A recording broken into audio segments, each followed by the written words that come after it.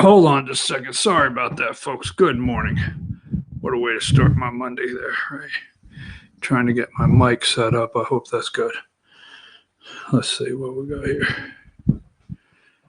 All right. Hey, how are you? Me? Just getting tidying up here, trying to get ready for the day. Get ready for the week. I'm your host, BKP. Good morning. August 10th, 2020.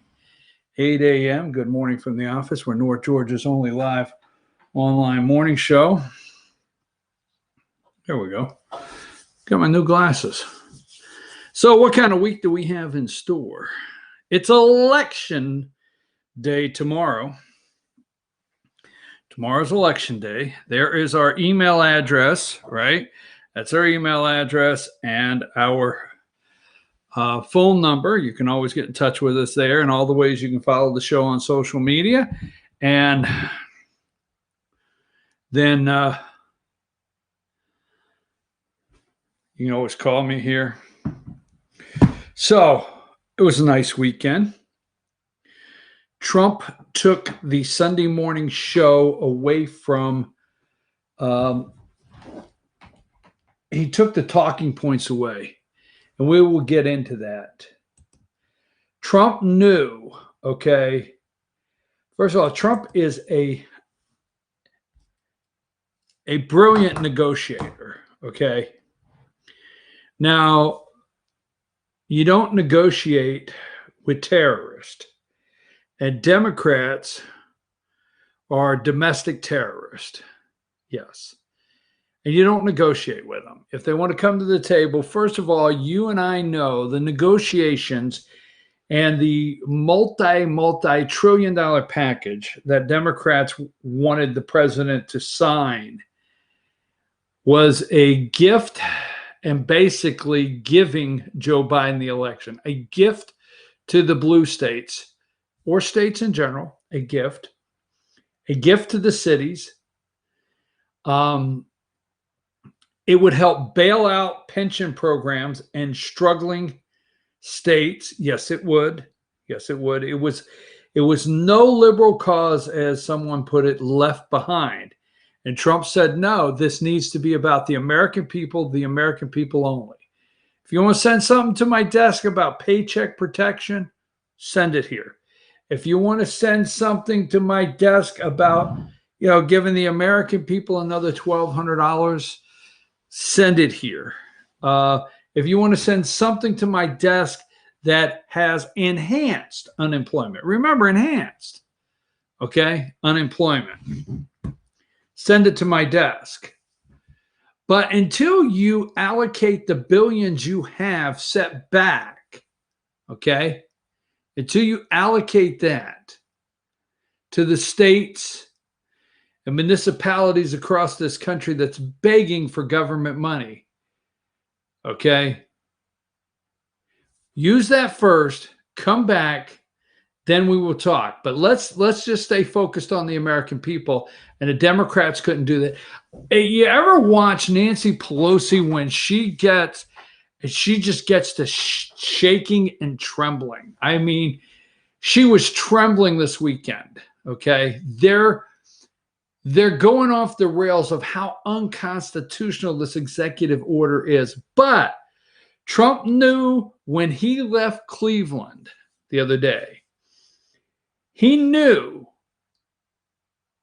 that if he left this Sunday and he went into the weekend and left the Sunday shows to their narrative of Trump and the Republicans couldn't make a deal for the American people, that would have been bad.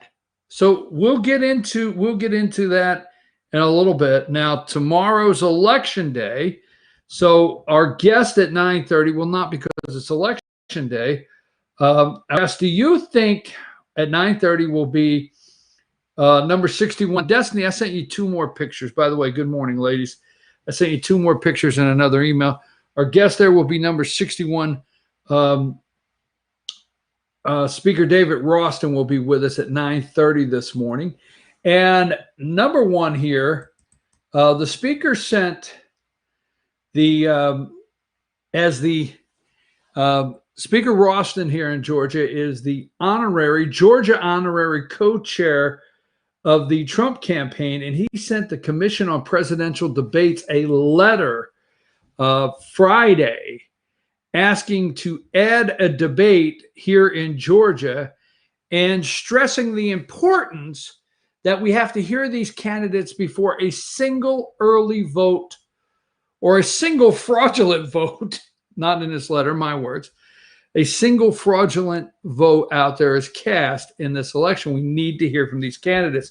So we're going to talk to him about that. And then tomorrow is election day. So let me ask you this. All right.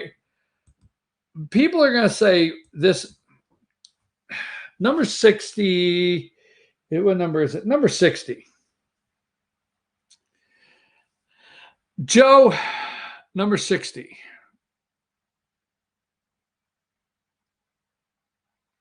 Okay, there, number 60. I understand. You got to go back to another section to find 60. All right, we'll wait till we get 60 up here. Okay. Did I send it? Maybe I didn't send it. Did I send number 60? I may not. There it is, number 60. Okay, having to find them this morning. Joe, is that not the last thing you need to do, right? Is ride a bike without a helmet. Just saying. Or are we going to say the damage is done? Ooh, that was cold. Ooh, that was cold. So Joe Biden now riding a bike without a helmet. Joe, should you really be riding a bike without a helmet? Just saying, Joe. With a mask on. Outside riding with a mask, a bicycle. No one else has a mask. No, that wasn't a photo op with a mask on. Nobody else has a mask, but no helmet, Joe. Just saying. Just saying. All right, folks. You know, we have, what is the Led Zeppelin song? Is it Nobody's Fault But Mine? All right. We have turned these college campuses, these universities, into major liberal cities. They're hot spots. Number 55. College football 2020 fall season in danger of being canceled. Okay. Is that number 55 on the screen? Is that, do I have that? Wait a minute. Did I have two 55s? There you go. Number 55. Okay. College football 2020 fall season in danger of being canceled. We have turned these into liberal, communist, socialist hotspots. You ever go to a college town there? Now, there's a couple reasons why. There's no way they're going to be able to control the atmosphere, okay? Remember, college football atmosphere will not be controlled. They found a way to stop Major League Sports. Just say no. They found a way, just say no. They will not be able to stop college football and everything that goes with it, and they know it. Number 31, 1 million cases in 17 days. They're hoping they could just hold on to the fear just long enough. Here's the end of a college football game where the players go address the band and the student body. Give me this one here. 34. Okay. Number 34. 1 million cases in 17 days. They know they will not be able to stop the atmosphere at a college football game. Now, you drive into the atmospheric pressure there of liberal world. We built go to Knoxville, Tennessee, UT, go to Athens. We built these enormous cities with these universities. And it's easy to make these kind of decisions to honor scholarships and many other things. Somebody's going to say, well, you don't understand how scholarships work. Wait a minute, I get it. But it's easy to honor all of these. You've promised these athletes and many more in these universities with professors and so forth when you're using somebody else's money. You don't even think how it works. I mean, the atmosphere of college football, they can't control. They can't control the tailgating. They will not be able to. They will not be able to tell the student body they can't go to the game. You get up on Saturday and you're got a home game, and you know there's a game going on inside that state. They won't be able to tell the student body. No matter how liberal left they are, they're going to go to the football game. You won't be able to tell the people that are shining up the campers at the big camper lots at these university football areas that pack in. You won't be able to stop that. And they cannot, and they are college football, I'm sorry. The coaches, the players, many are not. Okay? They're inside that bubble, and they just want to coach and play football. But remember, they are part of the liberal problem in this country. They are part of the problem. Your colleges and universities today and the liberal establishment that runs these universities, the NCAA that runs the NCAA, these Pac, the Big Ten, the Pac-12, these conferences, part of the problem in this country. All right? Not the college football, the game itself. So they won't be able to stop it. And they know that. And how will they answer to the media, the corporate, corrupt media that they're involved with? How will they answer 100,000 people being somewhere? How will they answer while 100,000 is inside, 15,000 too drunk to come in? They're outside still cooking, all right, waiting for the people inside to come back out, and they're going to eat again. How are they going to answer all these kids? See, just the 250,000 people in South Dakota, they can narrow those down to Trump supporters. But will this go? I think college football canceling this week is just another part, okay? Just another part of the election, trying to manipulate the election in November. Now, I'm going to get attacked for that, but let me say this. If you're on social media, and we're going to take a break so we can get back into some things that are happening. I want to talk about the 9th Congressional District and some of the things on the executive order and one of the best interviews. I don't watch a lot of nighttime TV when it comes to news. I do like Tucker. I do like Laura Ingraham. I like a lot of these people in the evening that have shows. I just don't get a lot of chances. But one of the best interviews last night was the great one, Mark Levin and Attorney General William Barr. It was a really good hour. I enjoyed it.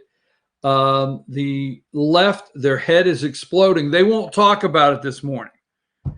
They will not talk about this interview. Give me number 62 last night. All right. Here is Attorney General William Barr and Mark Levin. Do you realize Mark Levin, okay? Okay. Mark Levin, give me number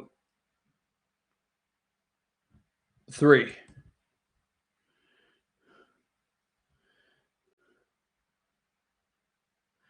right here. This is Mark Levin. He is at that time, he's the chief of staff for Ed Meese, the Attorney General Ed Meese for Ronald Reagan. This is a brilliant man. But anyhow, let me get back to the college football, number 34. Yesterday, a lot of posts on social media. Okay. And on the social media, if you don't follow it, there were posts yesterday about college football maybe canceling. And then what people would put on social media, they would say, I'm so tired of this. I've had it. I'm tired of this blank. I'm so tired of this. I'm over it. I'm so over this. Okay. Now, my question is the media's game plan, is the game plan to get you so frustrated, and will it backfire, so frustrated because Donald Trump is the one that, according to the media, just disregarded this pandemic. According to the media, he's failed, right? Everything you hear, he failed at this, at handling this pandemic. It's all his fault. It's his fault that there's 1.1 million cases in 17 days. They blame this 100% on President Donald Trump. Are you out there as a college football fan? Because college football, although in the Midwest, yes, I'm not going to say Oklahoma, don't get upset, Oklahoma, Nebraska. But college football is more of a Trump state, red state thing than a blue state. Now, in the Northeast, they like college football, but they're not as big on Saturday, okay? It's not as big on Saturday in the Northeast and the blue states as it is in Georgia, Alabama, Louisiana, Florida, South Carolina, Virginia, North Carolina. It's not as big on Saturday in the blue states as it is in the red Trump states. Now, you might think, well, wait a minute, you're reaching, but I don't think so. Because are you so over it? If they cancel college football, will you say, you know what? Trump, college football. Damn it, if we get rid of Trump, they'll bring back college football. It's all his fault. I don't know. I don't know. We will see. Now, let me ask you a question. Number 63. Tomorrow's election day in the 9th Congressional District of Georgia. Now, this is from Andrew Clyde's campaign, okay? All right, this is from his Facebook page. But the spending numbers are accurate, okay? Because there's a link to the spending. You can go and you can check the spending. They put it up there for you to check. And this is the 9th Congressional District in Georgia to take the place of Doug Collins, who is running for Senate. If someone is spending $1.985 million, what will you owe them? What will you owe them? Now, Matt Gertler, and I tell you what, there's been the nastiest, ugliest. And I would have a hard time, and I'm just going to say this, putting these mailers out. Now, he will say, Matt Gertler, the candidate for the 9th Congressional District, he will say, well, he didn't authorize these flyers to come out from Club for Growth and others. But on his Facebook page, he is honored to have their endorsements. So he is honored to be endorsed by these super PACs. And he's never pushed back one time against these super PACs. And I have to say, I told somebody the other day, I just can't get into something where I feel I'm judging somebody when they discuss their Christianity. But as a Christian, I just think, Matt, you would have looked at a couple of these flyers and said, ooh, I need to distance myself from this. I'm just saying, they're pretty nasty, okay? What will he owe them in return for $1.985 million in support? Will Matt Gertler, if he wins, will he be the representative of the people of the 9th District or the representative for these super PACs? Just saying, just asking the question. We can't get that answer from him. We cannot. We have not been able to. So I'm your host, BKP. We're going to take a brief break, and at 9:30, we're going to talk to the co-chair, the Georgia co-chair for the Trump campaign, Georgia House Speaker David Ralston, and the letter he wrote to the Presidential Commission on Debates. Joe, isn't the last thing you need to be doing is riding a bike without a helmet? I'm your host, BKP. We'll be back right after these messages.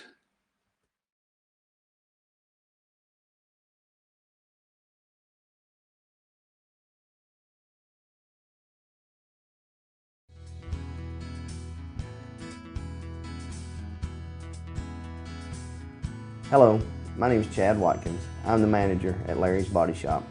We are a family-owned and operated business and have been serving the North Georgia area since 1978.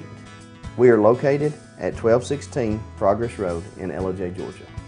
Our shop specializes in collision repair, and we work with all major insurance companies. Larry's Body Shop is ICAR Gold, the highest role of training recognized by the collision repair industry. It is estimated that only 10% of collision shops meet these standards. Our shop consists of state-of-the-art equipment such as laser measurement system, down-drive spray booth, spot and MIG welding equipment. All of our paints are mixed on site so that we can guarantee your paint to match every time. I know that having an accident can be a stressful event. We take pride in making sure our customers are satisfied with the repair of their vehicles. Our waiting area is clean and comfortable with free Wi-Fi and refreshing beverages. So if you're in an accident, stop by and see us at Larry's Body Shop. Circuit World has 9-piece living room packages at incredible prices. Get this stylish sofa and love seat, 3 tables, 2 lamps, 43-inch 4K TV, and stand, all for only $1699.99 or $129.99 a month. Or get this 9-piece living room and reclining sofa and reclining love seat, now only $1999.99 or $149.99 a month. These packages are amazing. Stop in today at one of our 5 locations and get the furniture you've always wanted at Circuit World.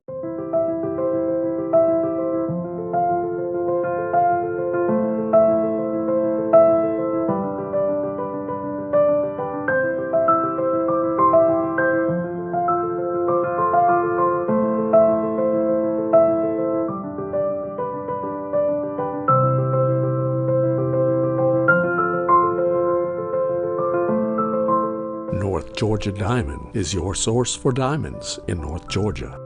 In 2013, a fellow Northeast Georgian, Andrew Clyde, experienced IRS abuse in the form of civil asset forfeiture firsthand. I'm Andrew Clyde, combat veteran, small business owner, and Republican candidate for Congress. When the IRS unconstitutionally seized $940,000 from my armory, I took them to court and won. But when I found out that other innocent Americans were losing their small businesses to the same IRS abuse, I decided this was war. I went to Washington to testify against the IRS, and with the help of Congressman Doug Collins, we won again.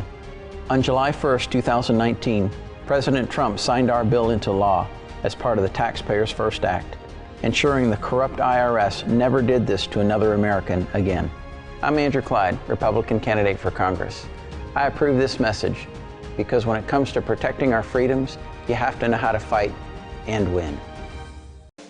Ace Hardware of Blue Ridge is more than just your average Ace. We have a huge selection of Amish furniture imported directly from Ohio. We have hunting rifles and accessories for your next trip. We have a huge selection of lumber for your next building project. And we have Ace Custom Woodworks for all your custom wood project needs. Plus, we have everything you'd expect, like paint, tools, and equipment. Ace Hardware of Blue Ridge. We have your new house in stock.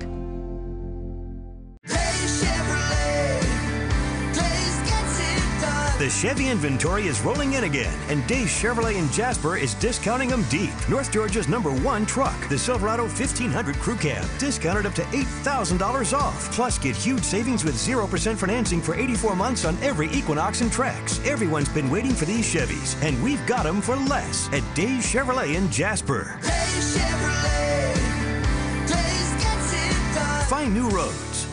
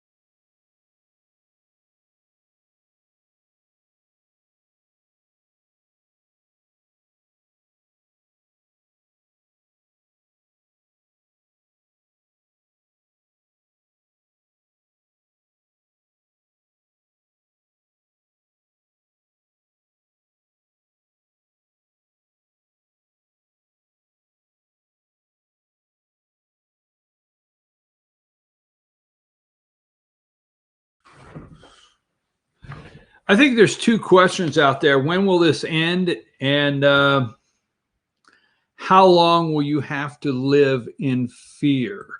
When, well, maybe two or three. When can you get back to your normal life? I'm your host, BKP. Good morning from the office, North Georgia's only live online morning show. Okay. You know, I want you to watch a minute of video we're going to play in just a second, because the Democrats know, all right, what are we at 80 days? I mean, where are we at? Let's see, 10 weeks away, August, September, October. We're 9 days away, 3 months, a little under 3 months. It is the 10th, November 3rd is the election, and they are trying to do everything. Now, they don't want to talk about the polls are shrinking. The Trump is narrowing the gap. They don't want to talk about that, okay? So this morning, if you are watching any of the networks, the word is not getting out on what's really happening, and we have to do that. So I want to play a little bit, and then I want to talk about the fear that they are continuing to drive home. And let's play. And when I tell you to come back to me, and then hold the spot on the video. Let's play the Twitter video Elizabeth Harrington posted of Attorney General Barr with Mark Levin last night.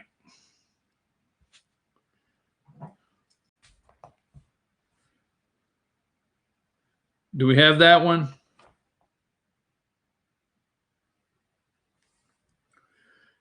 It's the one with Elizabeth Harrington. It's a Twitter video. Did I send it over?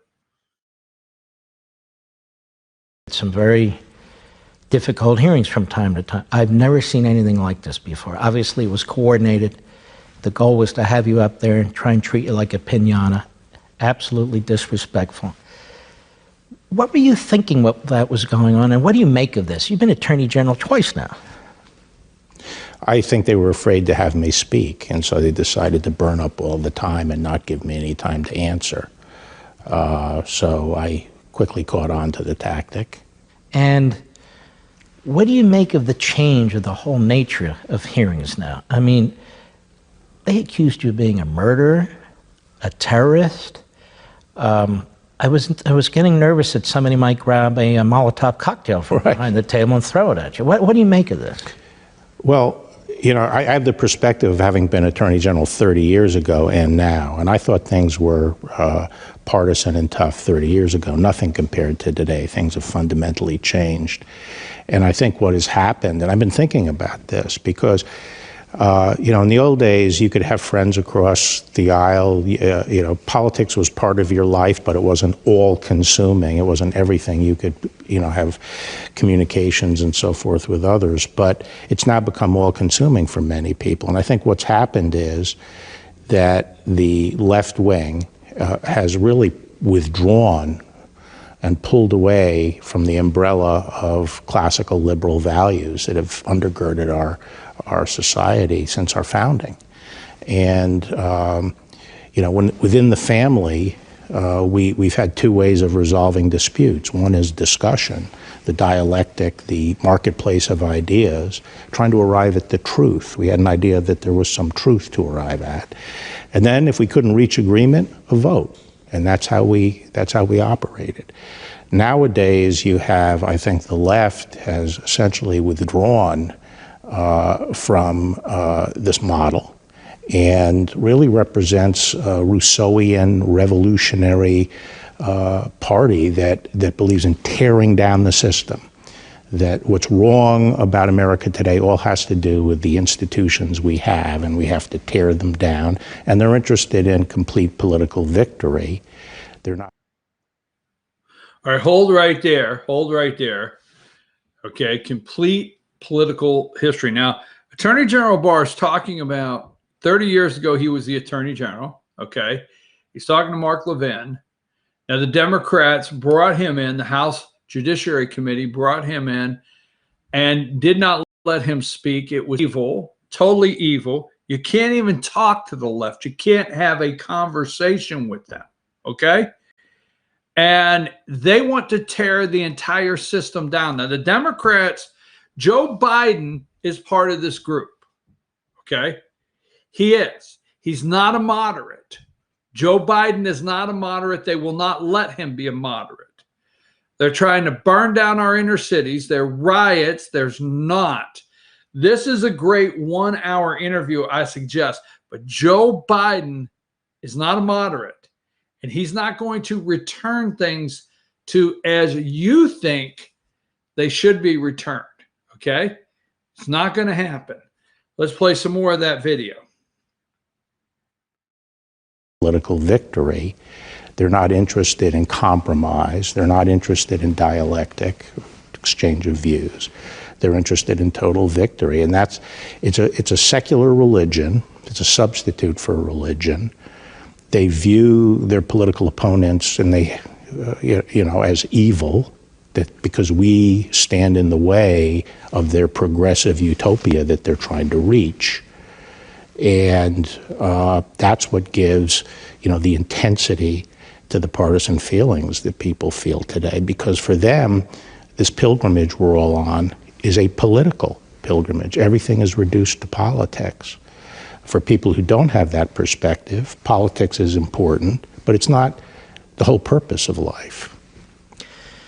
Do you think this sort of Rousseauian ideology, or Hegelism and that ballpark, do you think it has devoured the Democrat Party in the last couple of years now? And does that explain why during this hearing and in other opportunities, they will not condemn the violence.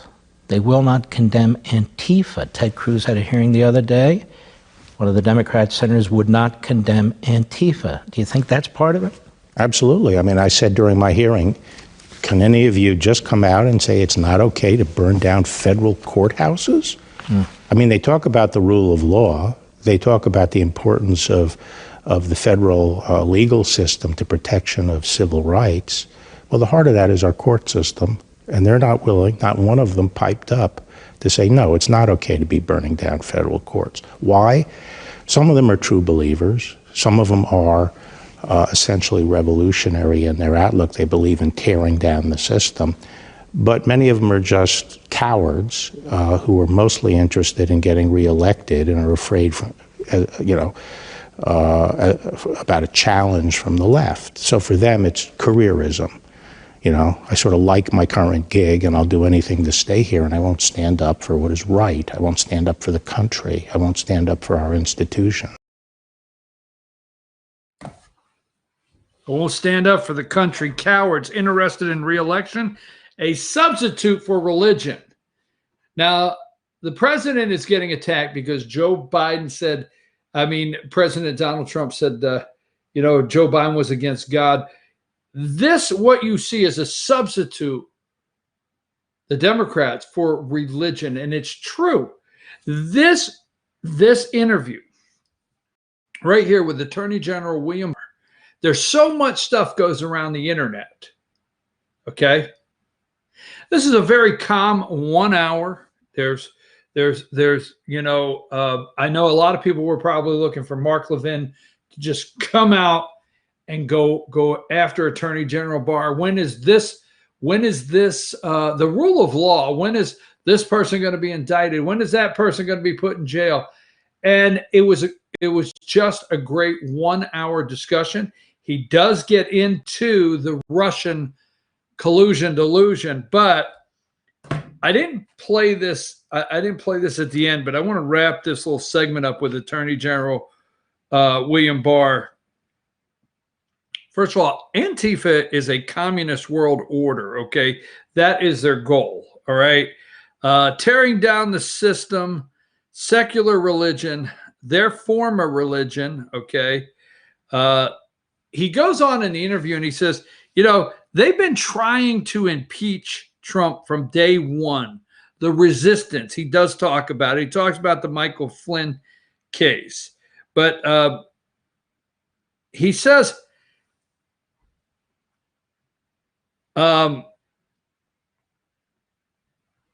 mail-in ballots. He's asked about mail-in ballots. Let me get to this. I'm sorry about that. Some of my notes here. Mail-in ballots. I'm very worried about it. When Attorney General William Barr is asked about mail-in ballots, he says, I'm very worried about it. Okay.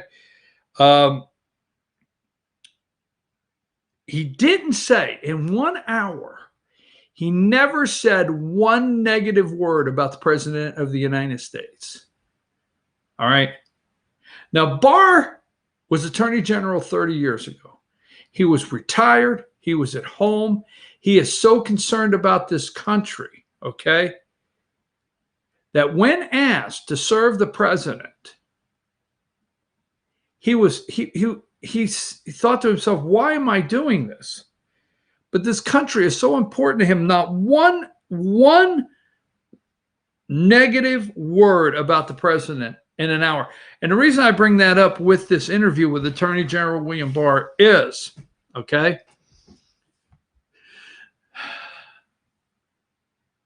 always the media trying to always separate the president.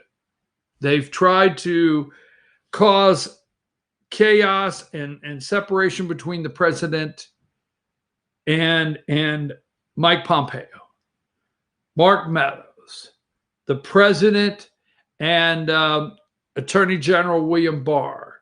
You name it, they've tried everything to come out and cause a problem with the president and his entire staff. Okay?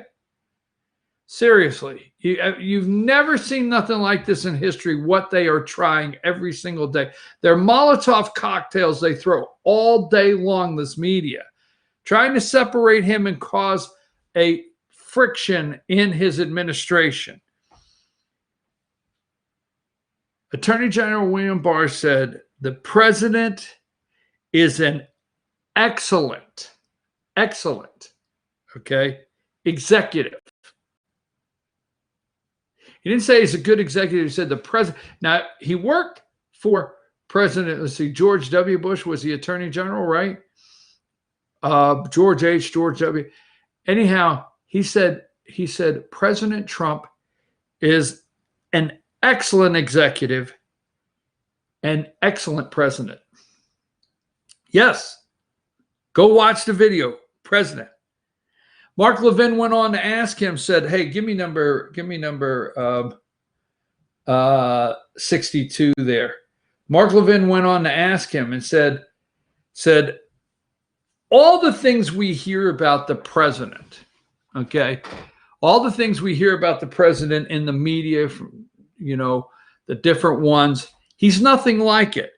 And the Attorney General, William Barr, said, nothing at all. He's nothing like it. He's got so much energy. Attorney General William Barr said the president, he never sees him that he's not working, okay? And he's not working. And he said, you know, he cares about people. And he listens. He takes the entire administration. He brings everybody into the conversation. He listens. He's a good executive. And he generally cares about people. And I've often said that. President of the United States cares about people. Okay? Just keep this in mind. Most presidents, most people go into the presidency and increase their value, their monetary worth. They come out millionaires, book deals, all kinds of stuff. Trump is the only one that his value has gone downhill so he could serve the American people, not the deep state. And we know all the reasons why they hate this man. Okay, let's take a break. Wait a minute. Before we take that break, you remember they said that he tried to get them. Remember that, Attorney General William Barr. And ladies, this has a language warning, but we did want to play it, okay? Black Lives Matter militants rove into residential neighborhood, threatened to murder Portland residents. We're going to burn your building down, okay? So this has language warning, but when you hear the Attorney General of the United States saying they want to destroy everything, burn everything down, and Democrats will not condemn this. The media will not condemn this. And Mark Levin said, I keep saying it's the last name, but Mark Levin, and he said, you know, if it wasn't for the citizen journalist with cell phones out there that's taking a beating themselves and going right into these crowds, we wouldn't know any of this. The media would keep all of it away from us. But here's one. We try to, you know, whether you like it or not, foul language, roll the tape.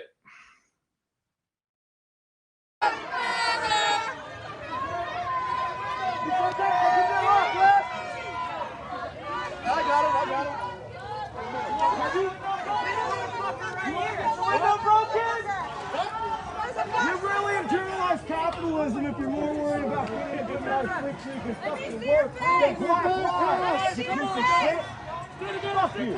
Black Lives Matter! We're gonna burn your building down! Black Lives Matter!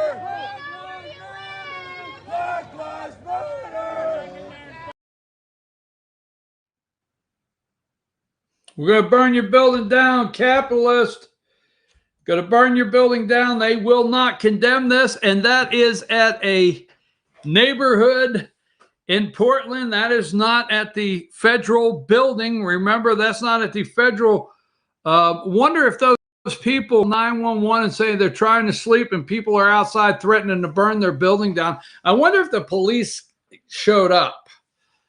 Huh? The defund the cops, you know? I wonder if the people trying to sleep in that building, that are now in fear that someone's going to burn the building down while they're in bed.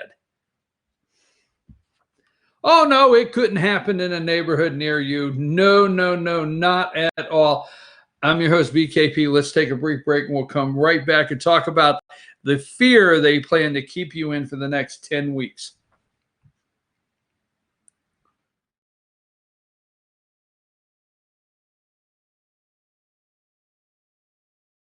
Circuit World has complete queen bedroom packages at amazing prices. Get this queen bed, dresser and mirror, one nightstand, bedding set, and free 32-inch TV, all for only $1799.99 or $129.99 a month. Or get this complete queen bedroom set and sleep in style, also for only $1799.99 or $129.99 a month. What an incredible deal! Stop in today at one of our 5 locations and get the furniture you've always wanted at Circuit World.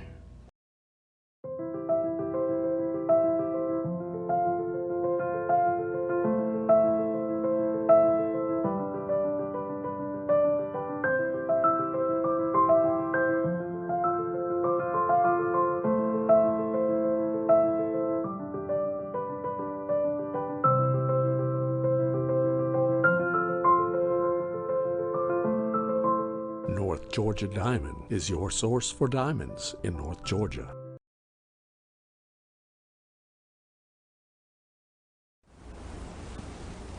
Experience from day one. As many of you know, I have over 30 years of law enforcement experience.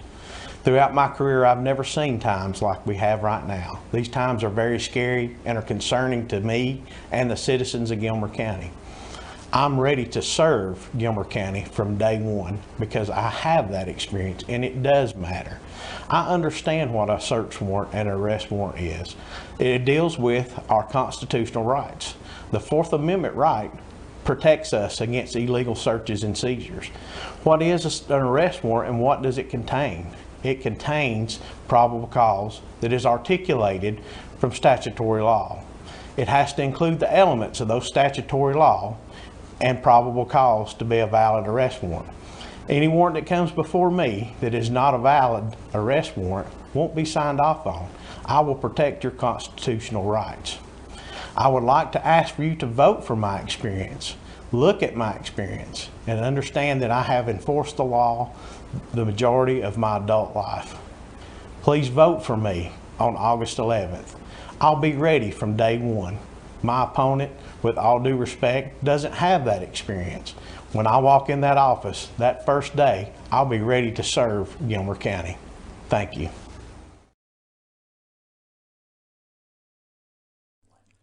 In 1981, Reed Nicholson began selling tires out of an old barn in Mineral Bluff. Little did he know that he had just laid the groundwork for the most trusted names in automotive services in the Blue Ridge area. In 1997, Nicholson Tire Center became what it is today, holding the same values of faith, family, and great customer service. 2 locations to serve you, and the Blue Ridge location is currently expanding to offer fast service and the largest U-Haul provider in Georgia. Nicholson Tire Center, Blue Ridge, and Mineral Bluff.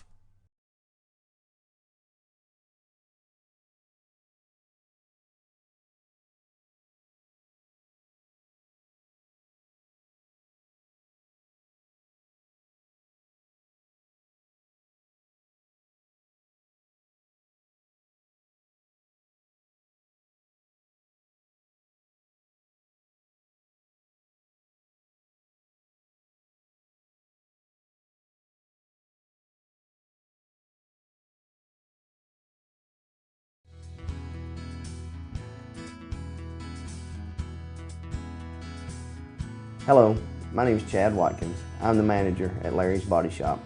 We are a family-owned and operated business and have been serving the North Georgia area since 1978. We are located at 1216 Progress Road in LOJ, Georgia. Our shop specializes in collision repair and we work with all major insurance companies. Larry's Body Shop is ICAR Gold, the highest role of training recognized by the collision repair industry. It is estimated that only 10% of collision shops meet these standards. Our shop consists of state-of-the-art equipment such as laser measurement system, down drive spray booth, spot and MIG welding equipment, All of our paints are mixed on site so that we can guarantee your paint to match every time. I know that having an accident can be a stressful event. We take pride in making sure our customers are satisfied with the repair of their vehicles. Our waiting area is clean and comfortable with free Wi-Fi and refreshing beverages. So if you're in an accident, stop by and see us at Larry's Body Shop. Circuit World has 9-piece living room packages at incredible prices. Get this stylish sofa and love seat, 3 tables, 2 lamps, 43-inch 4K TV, and stand, all for only $1699.99 or $129.99 a month. Or get this 9-piece living room and reclining sofa and reclining love seat, now only $1999.99 or $149.99 a month. These packages are amazing. Stop in today at one of our 5 locations and get the furniture you've always wanted at Circuit World.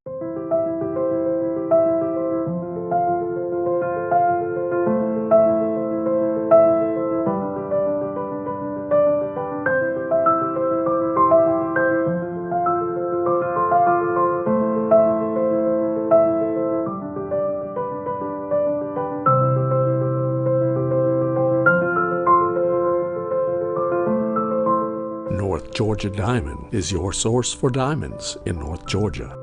In 2013, a fellow Northeast Georgian, Andrew Clyde, experienced IRS abuse in the form of civil asset forfeiture firsthand. I'm Andrew Clyde, combat veteran, small business owner, and Republican candidate for Congress. When the IRS unconstitutionally seized $940,000 from my armory, I took them to court and won. But when I found out that other innocent Americans were losing their small businesses to the same IRS abuse, I decided this was war. I went to Washington to testify against the IRS, and with the help of Congressman Doug Collins, we won again. On July 1st, 2019, President Trump signed our bill into law as part of the Taxpayers First Act, ensuring the corrupt IRS never did this to another American again. I'm Andrew Clyde, Republican candidate for Congress. I approve this message because when it comes to protecting our freedoms, you have to know how to fight and win. Ace Hardware of Blue Ridge is more than just your average Ace. We have a huge selection of Amish furniture imported directly from Ohio. We have hunting rifles and accessories for your next trip. We have a huge selection of lumber for your next building project. And we have Ace Custom Woodworks for all your custom wood project needs. Plus, we have everything you'd expect like paint, tools, and equipment. Ace Hardware of Blue Ridge. We have your new house in stock.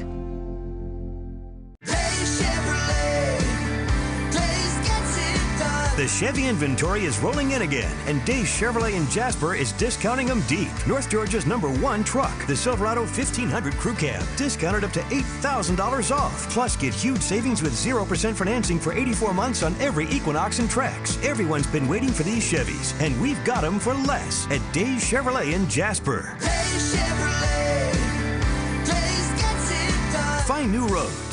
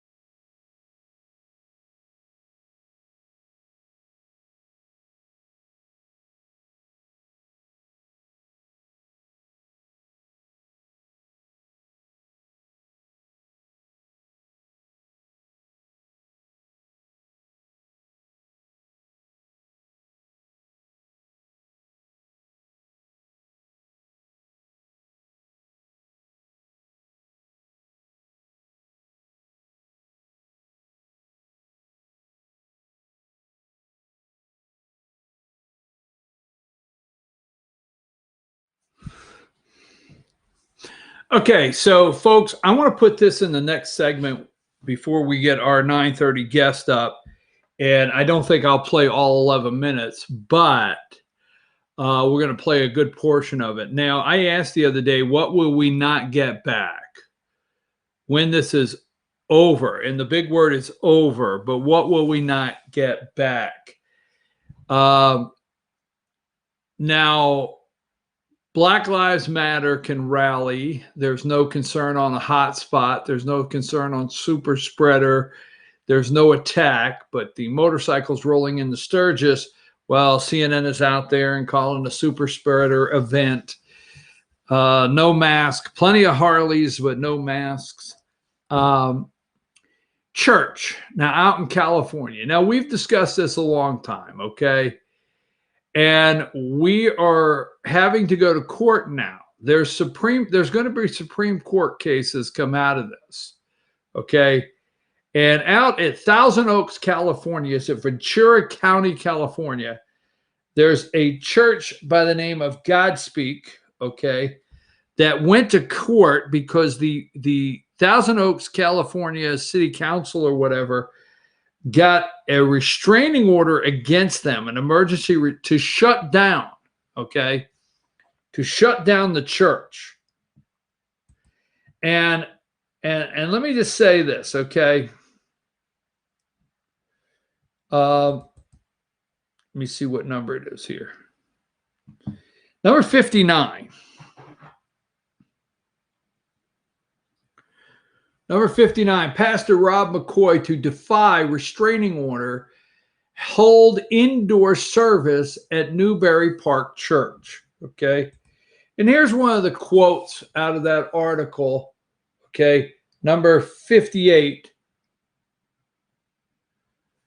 Some protesters carried signs. Now, Sunday they went to church. Some protesters carried signs. This church endangers all.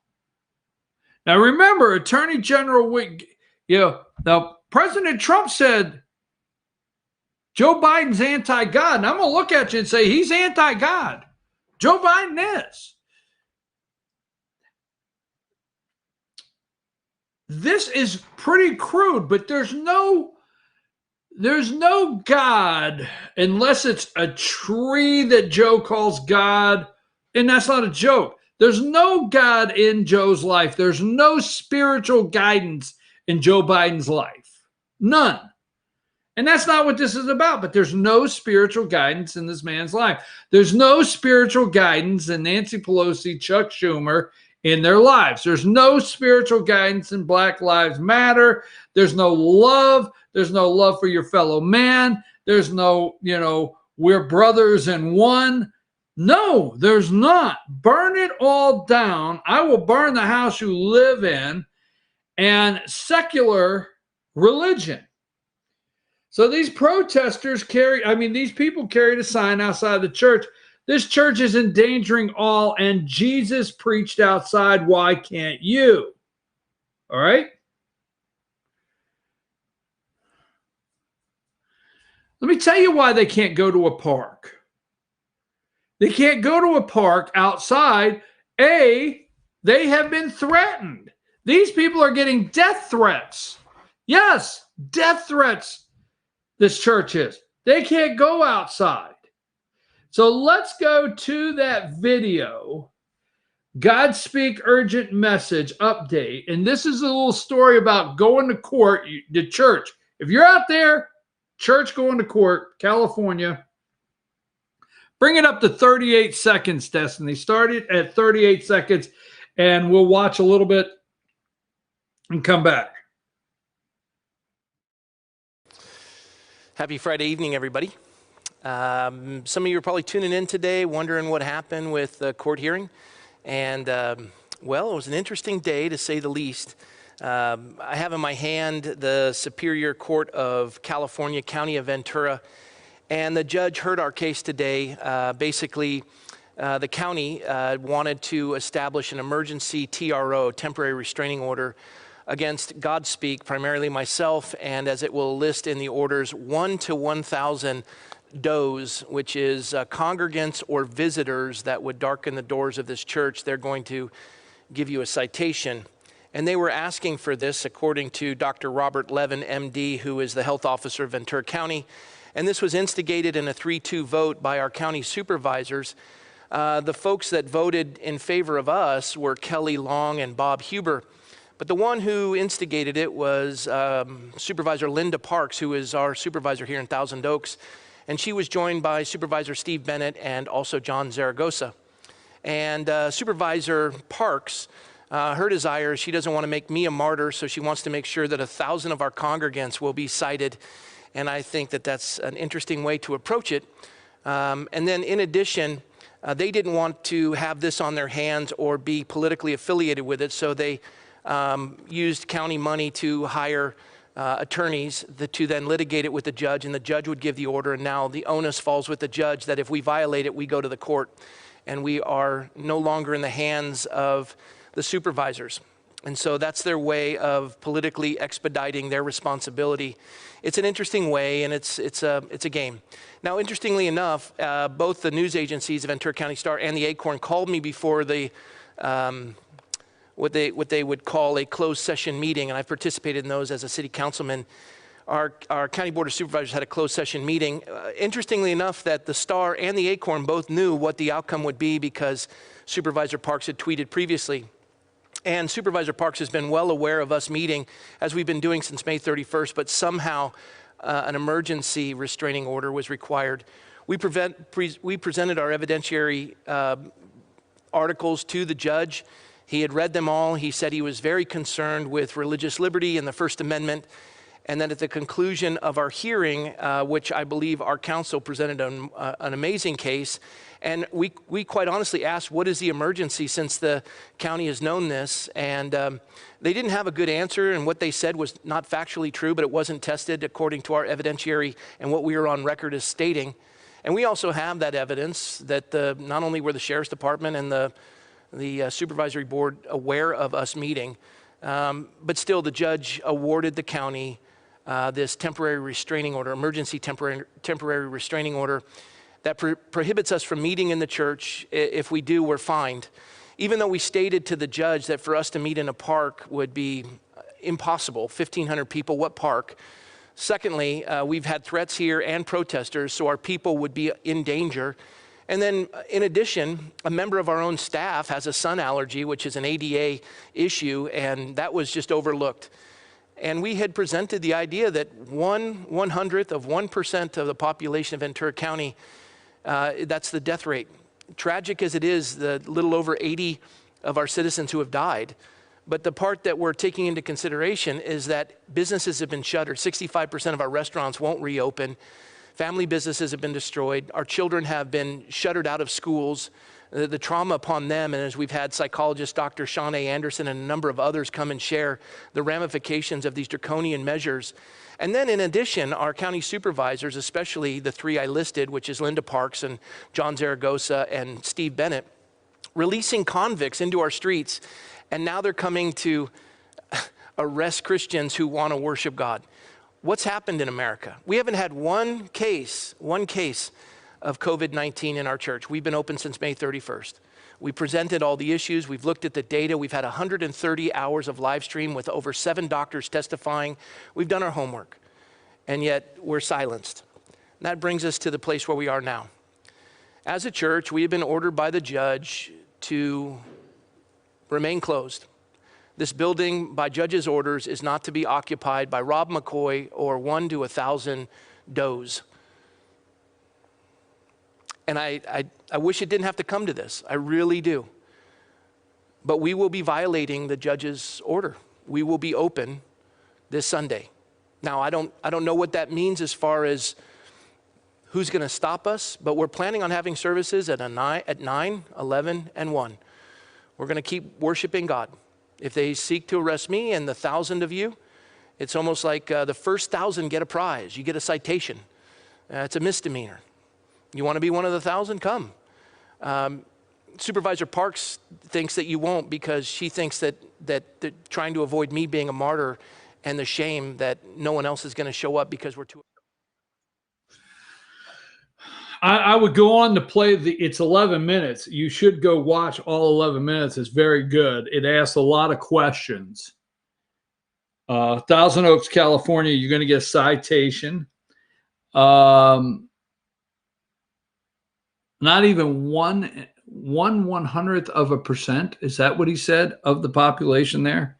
Letting convicts out, arresting churchgoers. We are silenced. We are silenced. So I just really enjoyed that. I found that yesterday and I watched it. I think Saturday or yesterday afternoon, Sunday afternoon. I watched this. It's 11 minutes. It's worth watching. What are we doing here? So they went to church yesterday. And, you know, in fear, the game plan is to keep Joe in the basement. Okay. They will get who will be the running mate. I'm not getting into the argument and I'm not getting into Michelle Obama. Okay. Now I want to answer a quick question here. And we might as well put up some of the in-fear pictures this morning that are going on because we're going to have to get ready for our guest. But this is part of it. All right. Number 51 here is Joe and Minka. Biden leads President Trump in Wisconsin.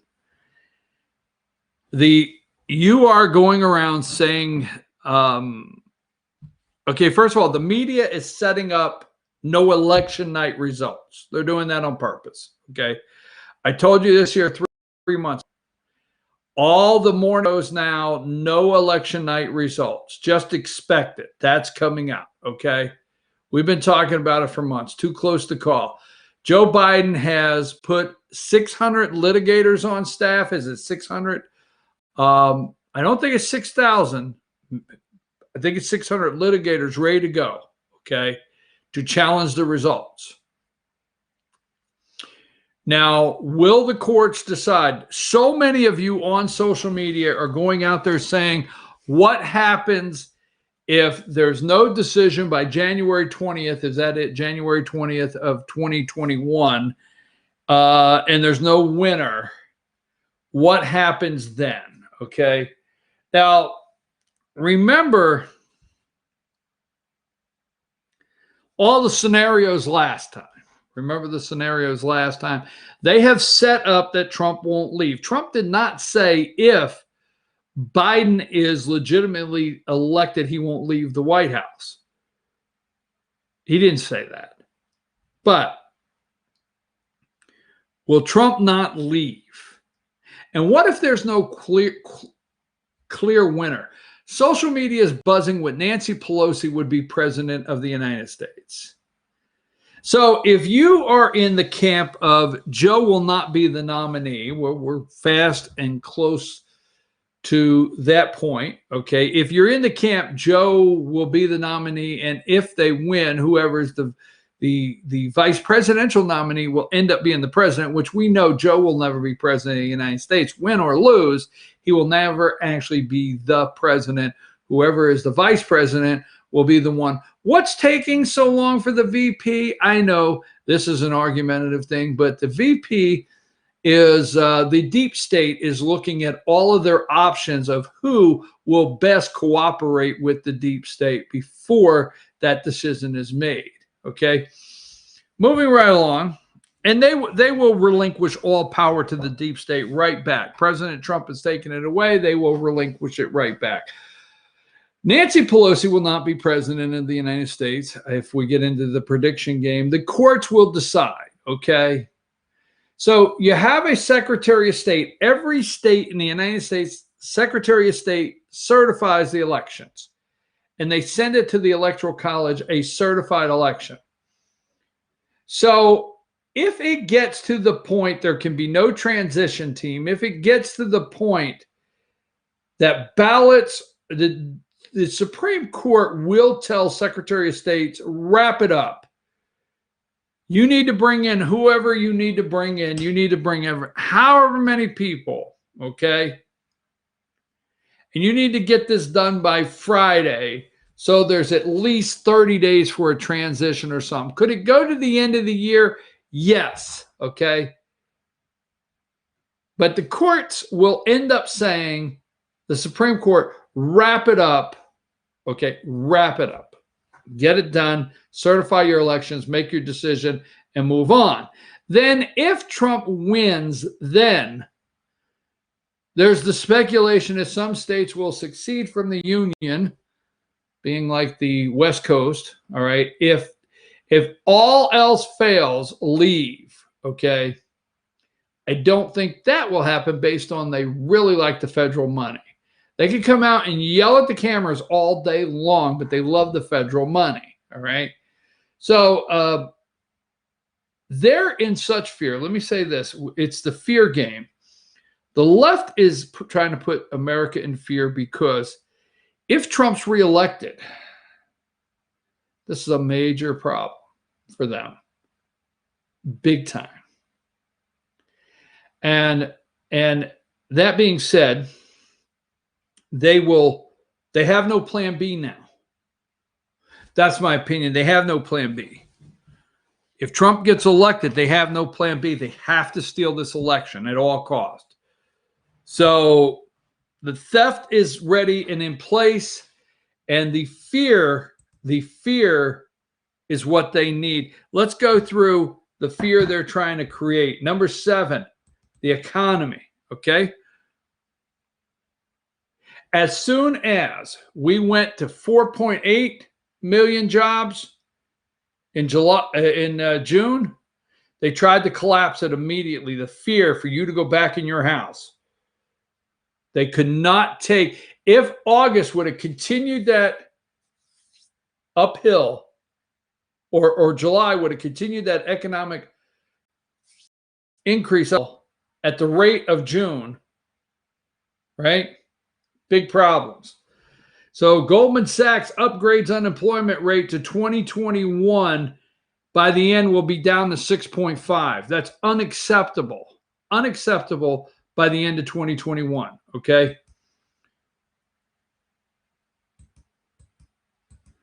Give me number 11. Reality of jobs recovery, part-time work and less pay, okay?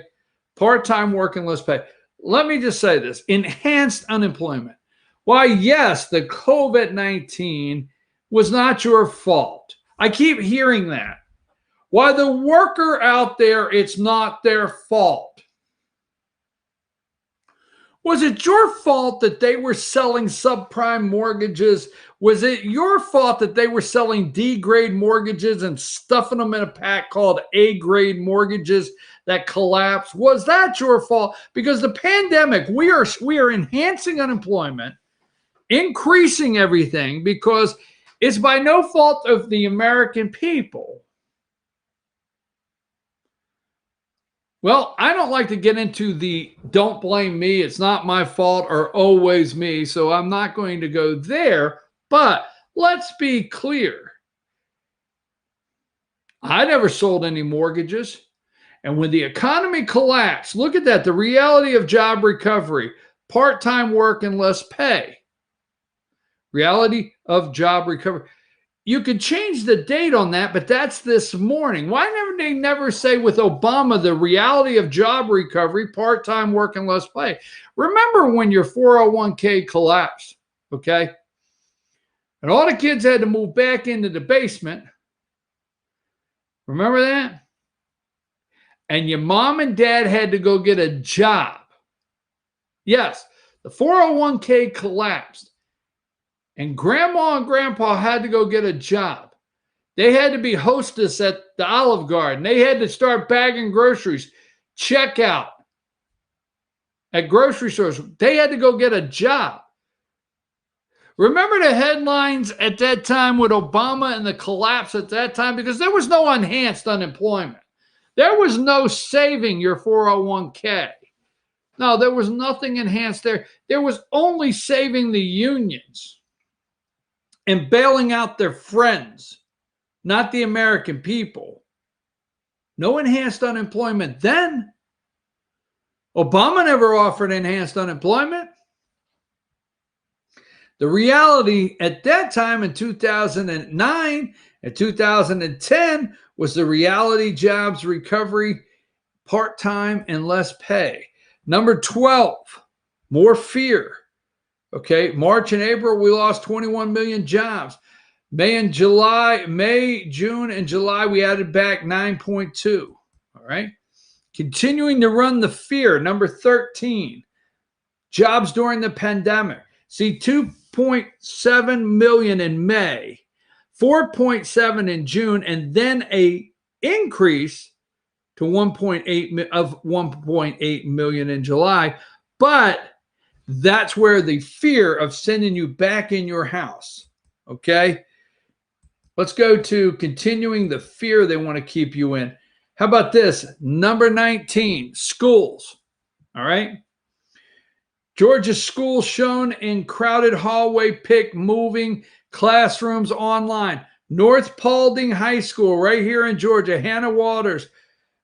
She put that video or that picture online of the crowded hallway. She got suspended. Well, she got out of it because there it is, number 20.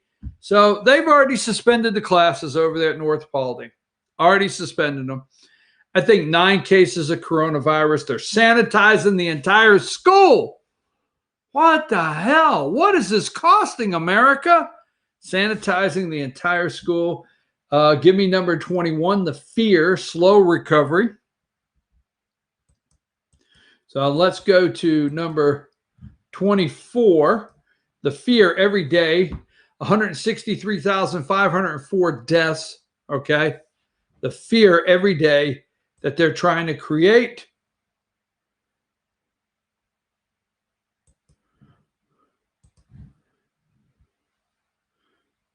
Let's see. Hold on a minute. I'm sorry. Give me number 32.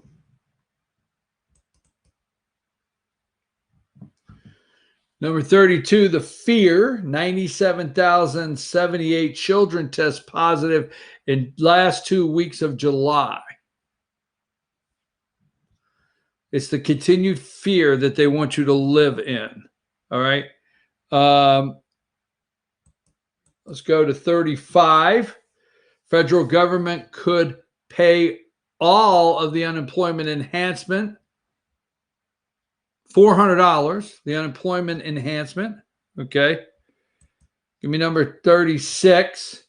Trump federal government could pay all. Extend $600. Okay. They want their $600. It's the generation. You remember when I want my MTV? It doesn't matter.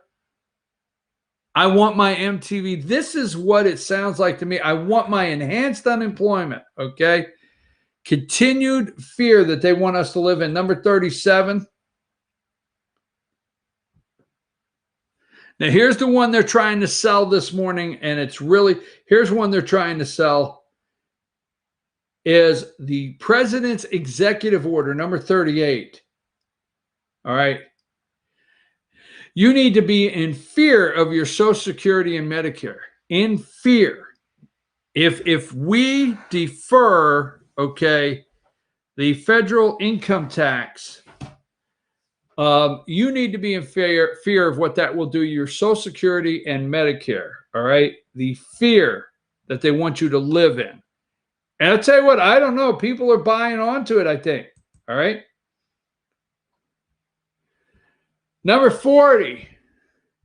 Trump invites golf club members to news conference.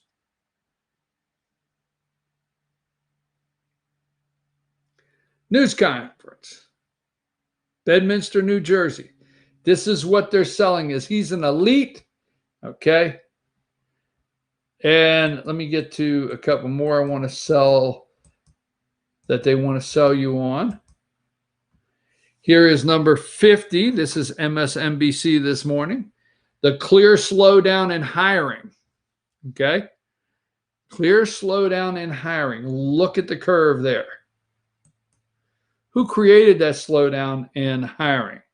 Give me number 52, unwelcome election news. All right.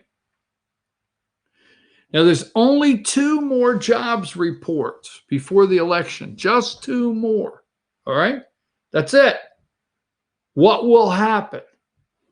Because right now, the fear that they are trying to stop schools, they're trying to stop college football, they are trying to stop everything and put you in such fear to run back into the house.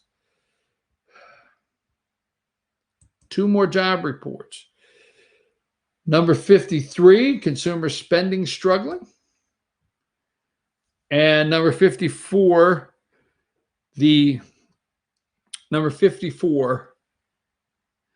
the state of the economy in the Trump era. Now, this morning on MSNBC, as they start always their fear-mongering of how to scare you, okay, I just want to say, every time, give me number 56.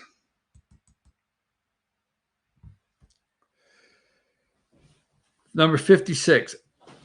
80,000 mail-in ballots disqualified in New York City primary race.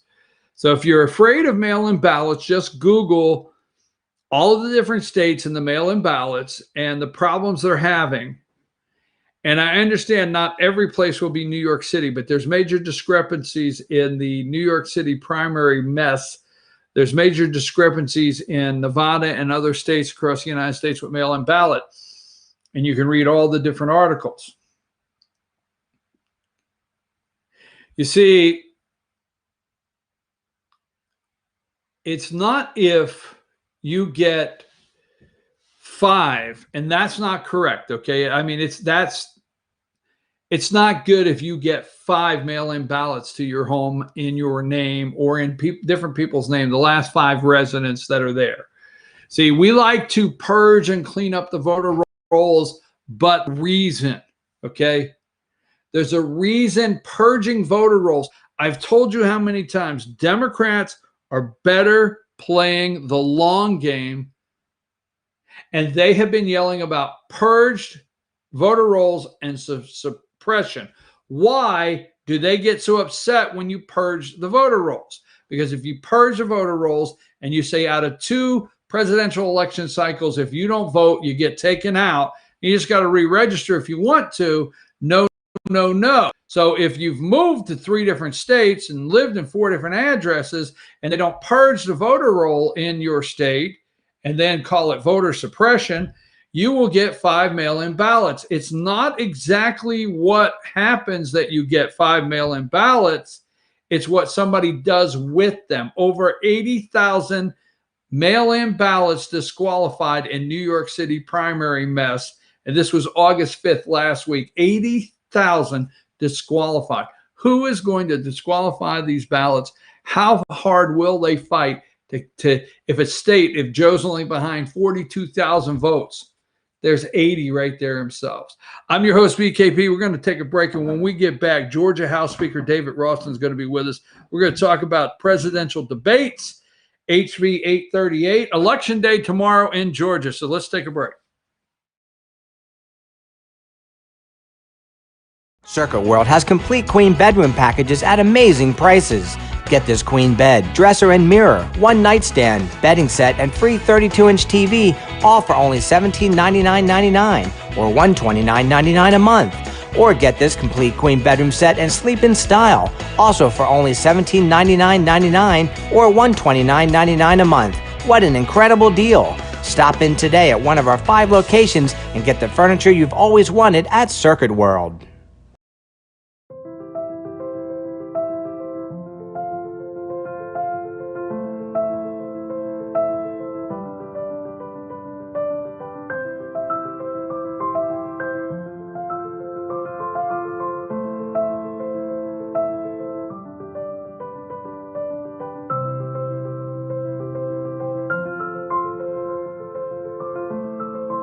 North Georgia Diamond is your source for diamonds in North Georgia.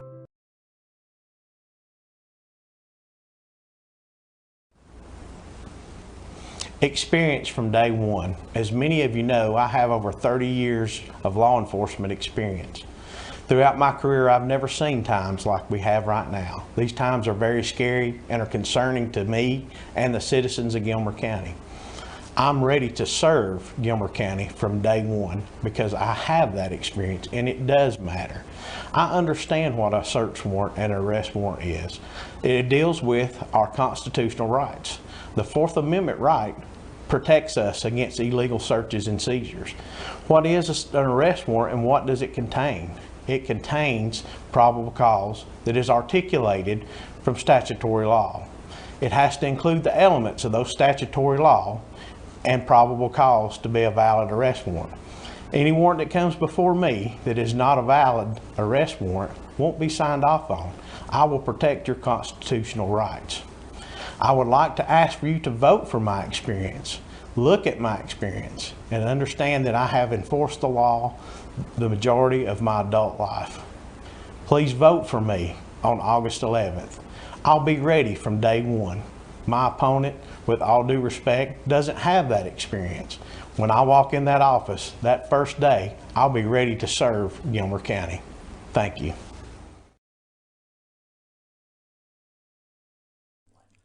In 1981, Reed Nicholson began selling tires out of an old barn in Mineral Bluff. Little did he know that he had just laid the groundwork for the most trusted names in automotive services in the Blue Ridge area. In 1997, Nicholson Tire Center became what it is today, holding the same values of faith, family, and great customer service. 2 locations to serve you, and the Blue Ridge location is currently expanding to offer fast service and the largest U-Haul provider in Georgia. Nicholson Tire Center, Blue Ridge, and Mineral Bluff.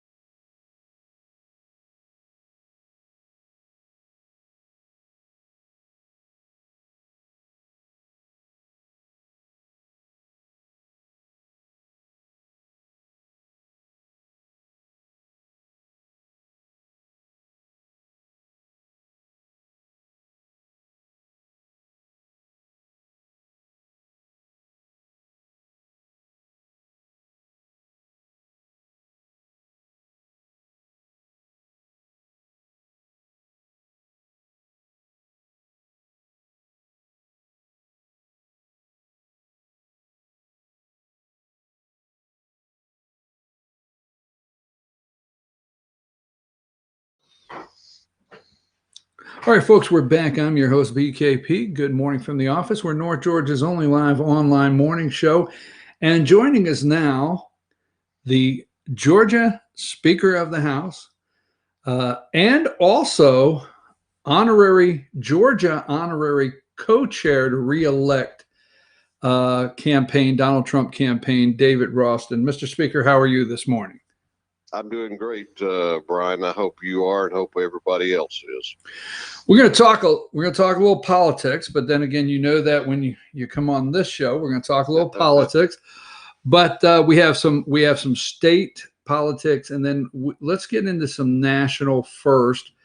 You wrote a letter Friday, and you are honorary co-chair in the Georgia reelect President Donald Trump campaign, and you wrote a letter Friday to the Presidential Commission on Debates, asking for one to be held here in Georgia. But what's most important about that is you asked for it to be held before early voting starts anywhere, so we can see the two candidates side by side before one vote is cast in this country. What led you to write that letter to the commission for the debate? Well, I think that presidential debates are just a crucial part of the campaign. It gives voters an opportunity to observe the candidates standing side by side and compare what their positions are on the issues. And I think these debates are very informative, and they're very helpful to people in making their decisions. My concern was that due to the calendar for the election cycle this fall, we will be into early voting in Georgia before the first debate that is now scheduled will occur, which means that a lot of people will already have voted without the benefit of having seen those candidates together. The other thing that, and I would have thought that the Biden campaign and the National Democratic Party and the State Democratic Party would have been extremely supportive of this. You know, they keep saying Georgia's a battleground state in November. Then let's have one of these debates in Georgia. We can obviously, we could have it in Atlanta. I'd be happy having it up here in the North Georgia mountains and put you on the panel, Brian. It doesn't matter to me.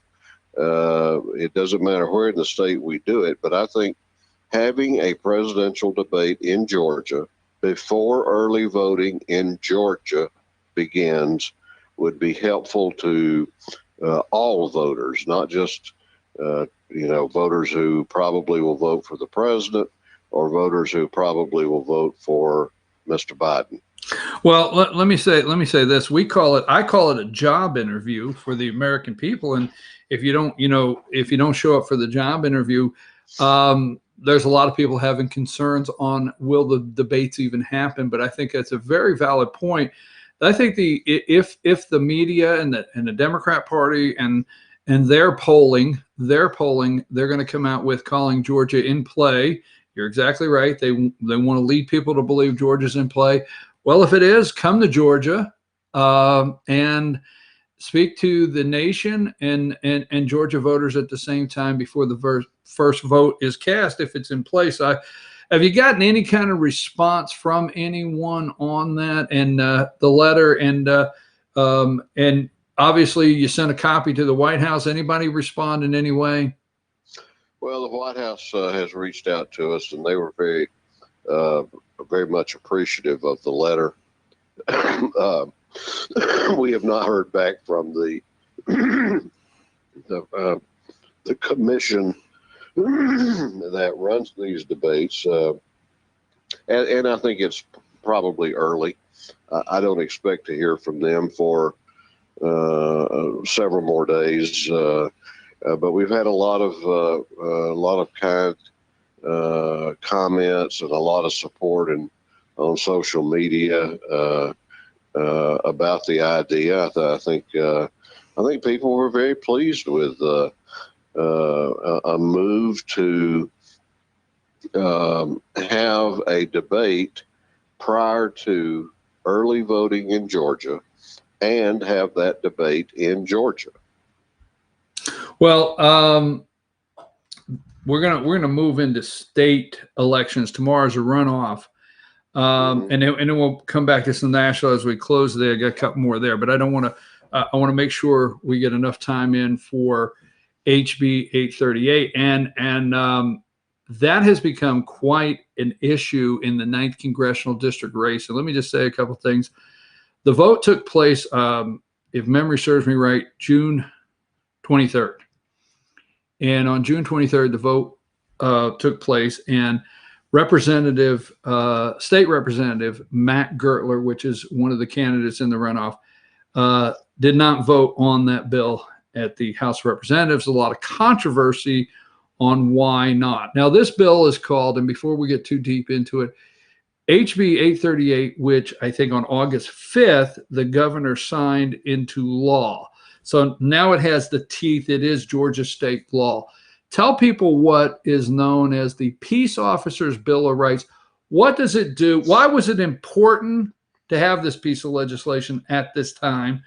What is in there? What's the teeth in this bill? And why is it called the Peace Officers Bill of Rights? Well, what it does is expand and strengthen penalties for people who not only harm, assault, or otherwise attack police officers, but also simply, or not simply, but for intimidating, harassing police officers. It adds, it expands the reach of the law, and it strengthens the penalties. Here's why it's important. Number one, we have a real problem in this country retaining good people in police work. We had a serious issue here in Georgia back 3 or 4 years ago, and with the Georgia State Patrol, because the base salary for a Georgia State trooper was 49th out of 50 states in the nation. And so we increased their compensation to attract more people into law enforcement. But secondly, and what is so timely, I think, about the bill is look at the environment we're in today. I mean, I don't know how many nights, 70 plus nights of looting and rioting and criminal conduct in the streets of Portland, Oregon, now in Chicago, had an awful crime spree there last night. They haven't blamed the police yet for that happening, but I expect that will be coming next. But we're making the police the scapegoats here, and we're attacking an entire profession of people for the bad actions of a very, very few. And that is wrong. We can't label all of the protesters with those who are violent. I've seen the protests personally in Atlanta. I know that there are many, many protesters, by far the majority, that are very peaceful. So I don't believe that it would be fair to them to basically hold them responsible for the conduct of a few who engage in the violence. And the same thing with the police officers. We have got to do a better job of protecting our police officers, or our beginning with our major cities and then coming down into communities all across this country. We risk the possibility of degenerating into anarchy in this country. I mean, who's going to enforce the laws? if we defund the police, as Vice President Biden wants to do, who's going to enforce the laws? And it is no joke. I mean, you've seen the political ads about the ringing telephone and nobody being on the other end. That happens, and that's happening in Atlanta, Georgia. I've talked with the victims of crime in Atlanta who cannot get a response to a call for property damage, for car theft, whatever it may be. So we're at a real tough time, very, I think, a dangerous time in the country, and I think that was the other reason that made House Bill 838 so important. Well, 838, and let me just say this, you know, the actions of the law enforcement themselves are much louder than someone like myself with a microphone saying it's important, because I'm seeing law enforcement all over at least the 9th District of Georgia, where we are at. They supported the bill. They asked for the bill to be passed. They were excited, all law enforcement that I know and first responders, excited that the president signed that bill. So in the 9th congressional race, I mean, tomorrow is a runoff day. There's 20 counties in the congressional district, and I think 14 out of 20 have endorsed Andrew Clyde. Sheriffs, 14 sheriffs out of 20 counties have endorsed Andrew Clyde, and I've yet to see the first public law enforcement peace officer anywhere that has come out and done a full endorsement of his opponent, Matt Gertler. Do you think that is direct, his non-vote on HB 838? I'm sorry, what about his non-vote? I said, do you think that's a direct result? I said, you know, I've yet to see the first.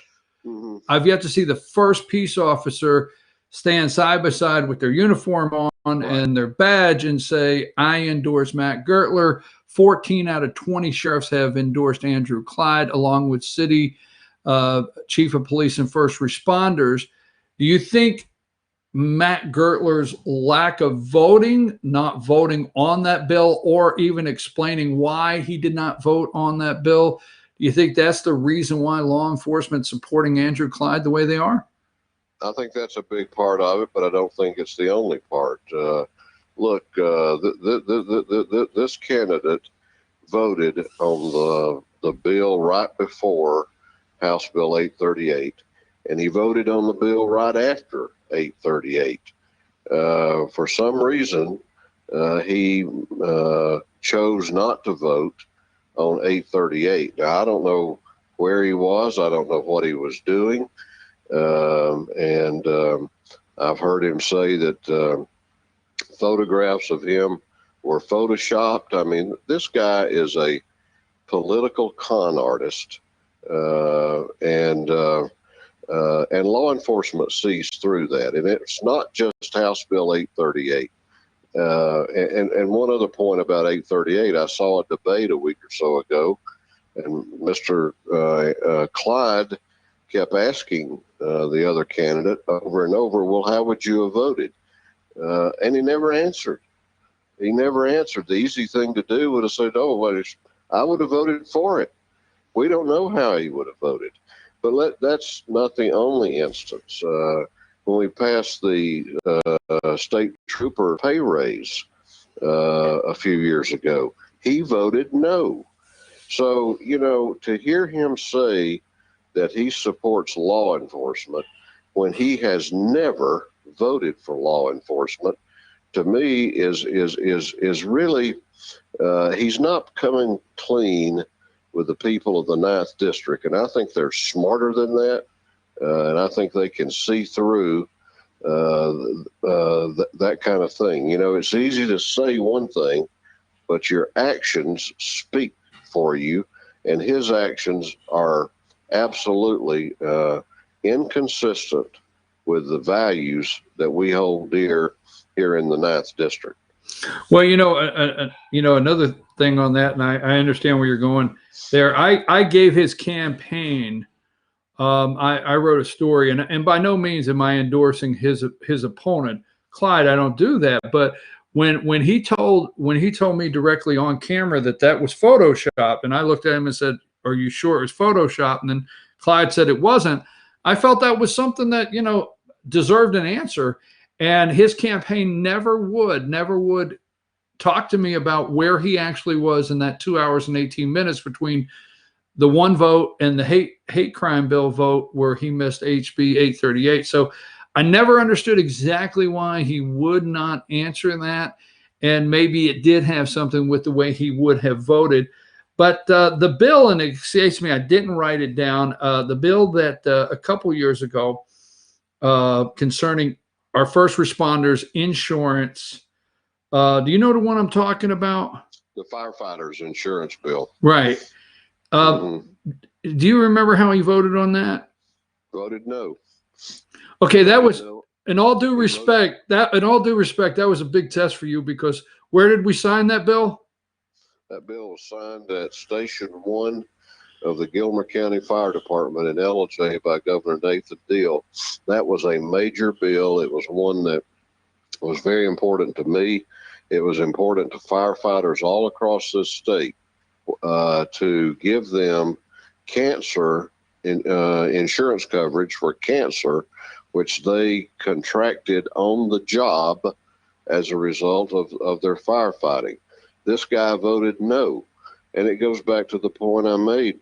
He has voted no against law enforcement every single time an issue has come up. I'd like to make 3 quick points about this race, Brian. We face the possibility in the 9th district of going from having one of the most effective congressmen in the nation to the least effective congressman in the nation. And that really worries me as someone that loves this area and loves this district. But it's to say that not only to say that you stand with law enforcement when you never have.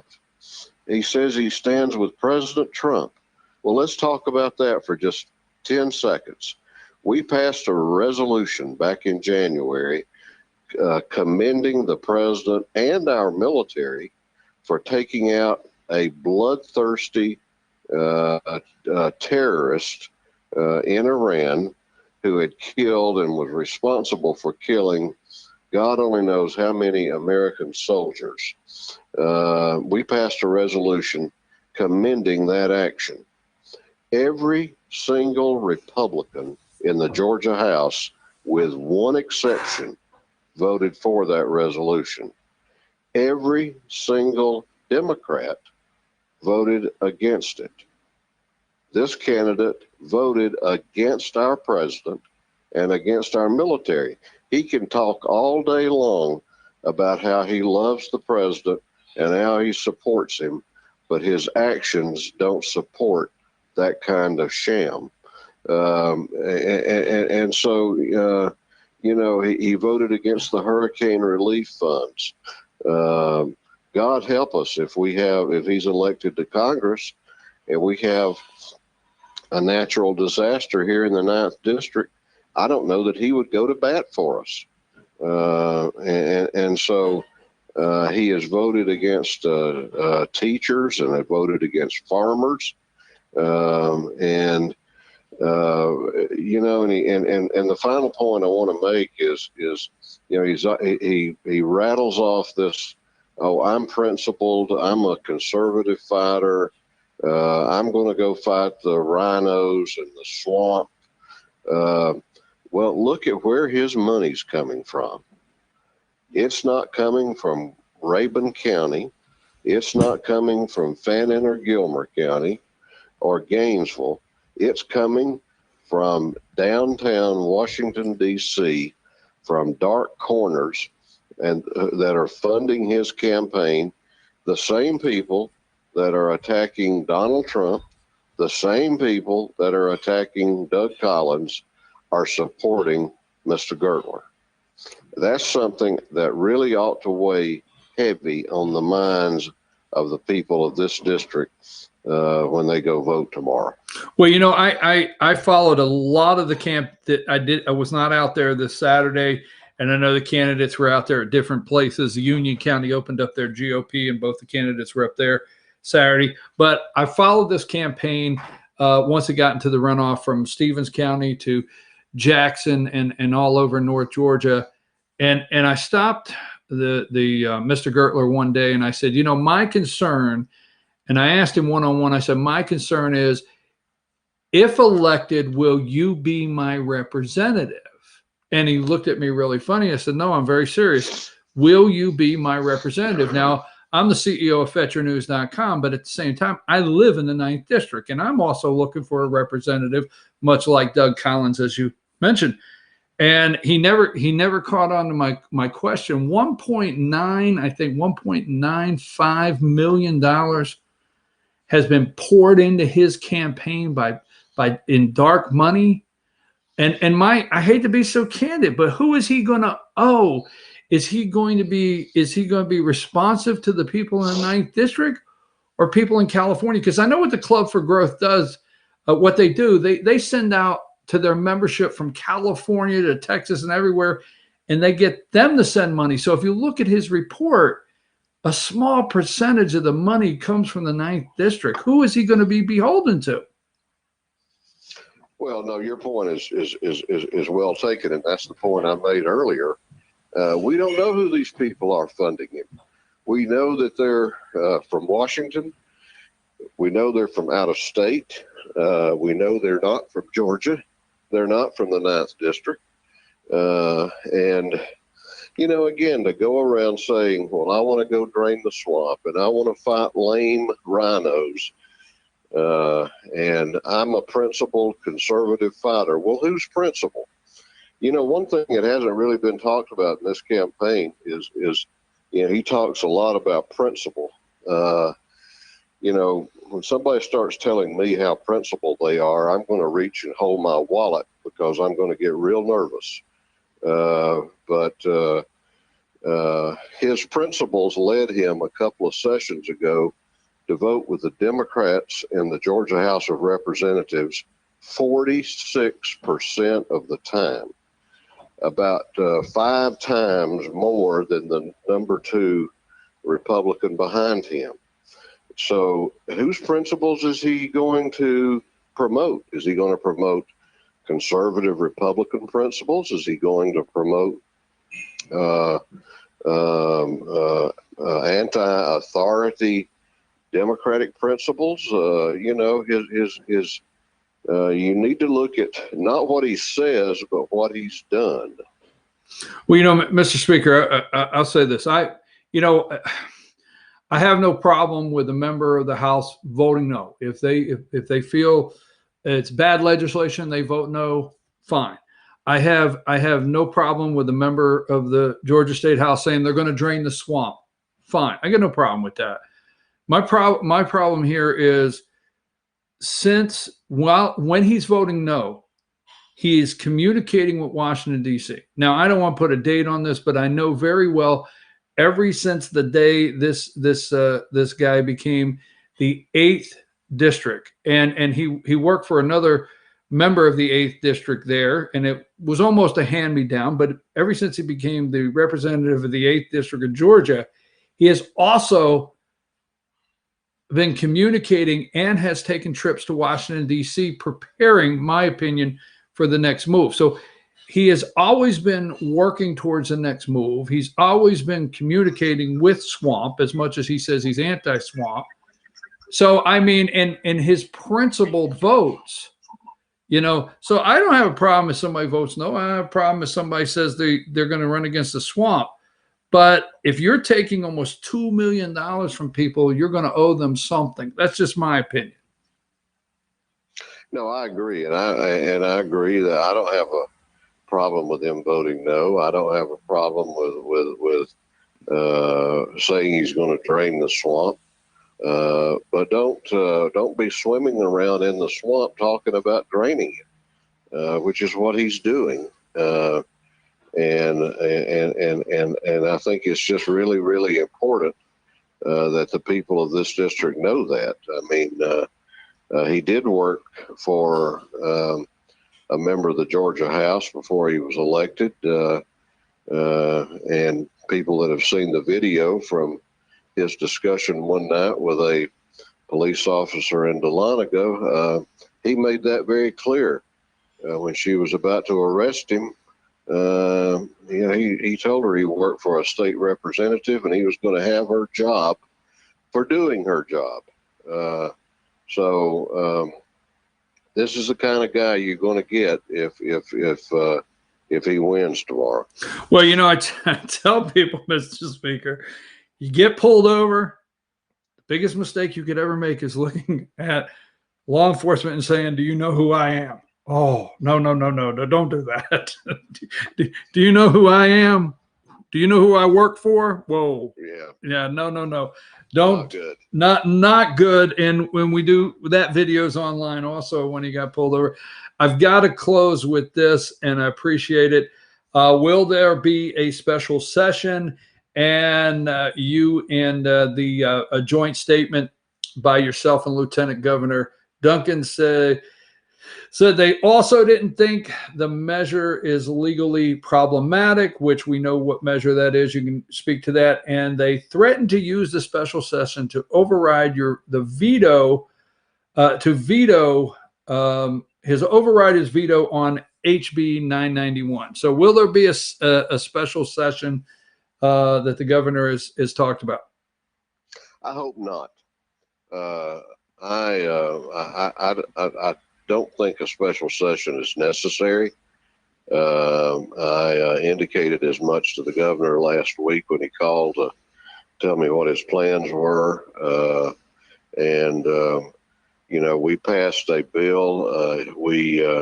It was fully vetted.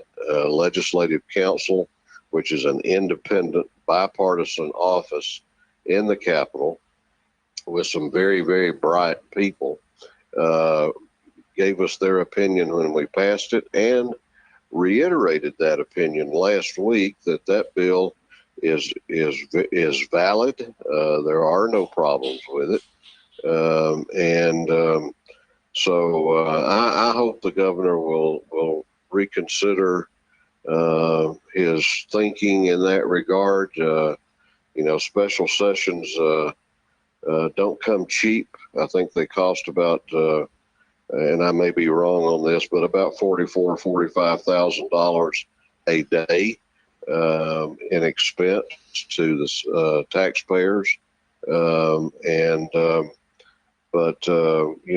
If he chooses to call a special session, then I expect that we will, we're going to take up a veto override of his veto of House Bill 991, which was designed to give greater transparency and oversight to the public over pharmaceutical plans and some healthcare providers in the state. It's a good open government piece of legislation.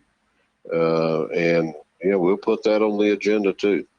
How do you feel about Georgia mail-in ballots, absentee ballots, and where that's concerned in Georgia? That's a big conversation.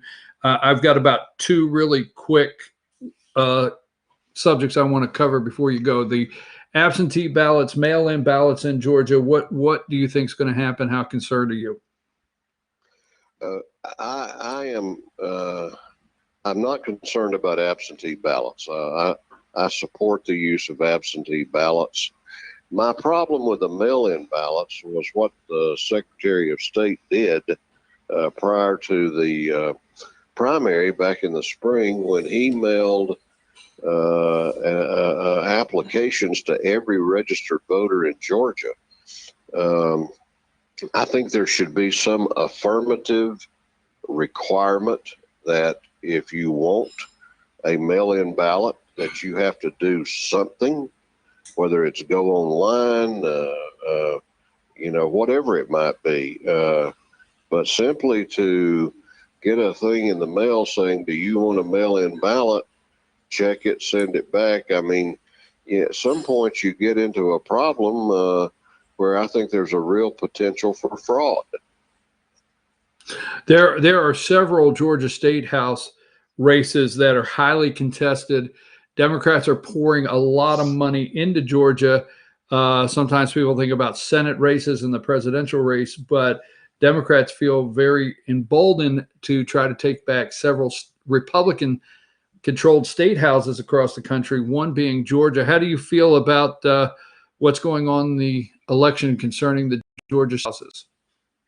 Well, that's my number one focus right now, is maintaining and expanding a conservative Republican majority in the state house, because we lost 11 seats in 2018 in the House, and our margin now is down to 11, and we've got about 18 seats that are going to be very, very competitive. And so the consequences of losing a majority in the House are really staggering. Any progress that Governor Kemp might want to make on his legislative agenda will end.